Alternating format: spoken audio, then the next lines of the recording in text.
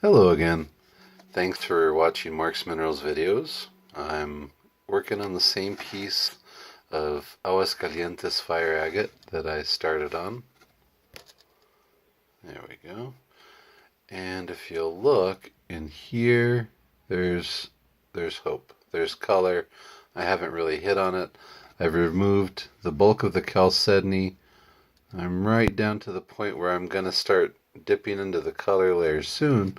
So I'm going to switch to a sintered. Now that's not mandatory, you don't have to, but I like the control over it that you get when you use the sintered bit. You have a little more ability to, just as far as touch and feel, you kind of get a feel for the stone more. Alright, so at this point you should realize that this is some of the stuff that's come off of the stone as I've been cutting. There's still a lot more to come off. Big stones just whittle away, and you might it looks like there's some fire agate that could be salvaged in there, and so I put it in a pile that I tend to give away to beginning carvers, or just toss aside for rock in the yard, or maybe even tumble at some point. So I'm going to put those off to the side. Then I'm going to work this. And again, you should be wearing a mask, eye protection. And here we go. Nice, gentle, steady pressure with lots of water. And I'm going to try to work in small concentric circles. It gets loud, so forgive me.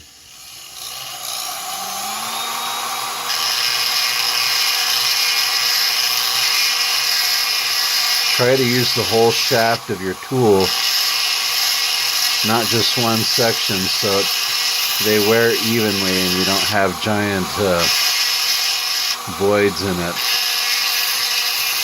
And I'm just trying, because this is a coarse sintered bit,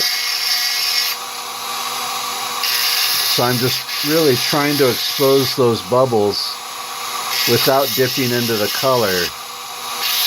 I'll switch to a finer bit before I'm ready to dip into the color.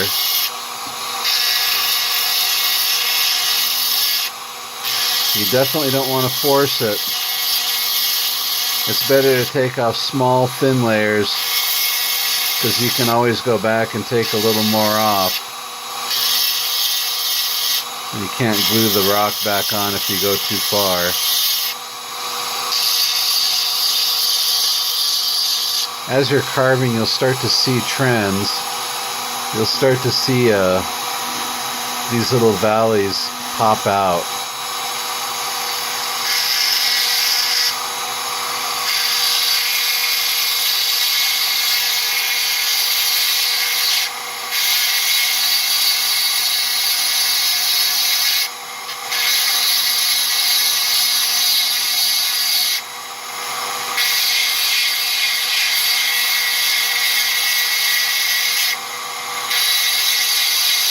So it's going to form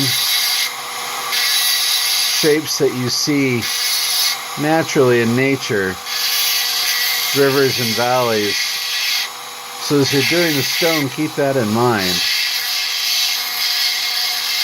It'll make it easier to envision where the color might be going next. Let's see if I can clean this up a little bit.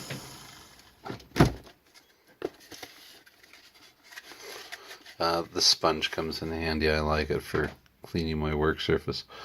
Alright, let's see if I can get in there a little more. So, you'll see that I've started to expose those bubbles, and the color's not really showing through brightly yet, but I'm right on top of them, which is where I want to be with a coarse bit. I don't really want to go any further than that. So I'm going to maintain this and try to expose it evenly and continue to go through and go through and go through. And it may turn out that I have some voids. That's possible. And it may turn out the colors are better. It looks like there's a flash of green down there. So I'm just going to have to try this corner first. I'm going to continue in this little area and see if I can pull off a little window to see how good the color is. Let's see. So I'm going to actually come back when I'm further along, because the video is 5 minutes. I don't want to do videos that are too long or they'll take forever to load. So I'll be right back. Thanks for watching Marks Minerals videos. Don't forget to check us out on Facebook. Have a great night.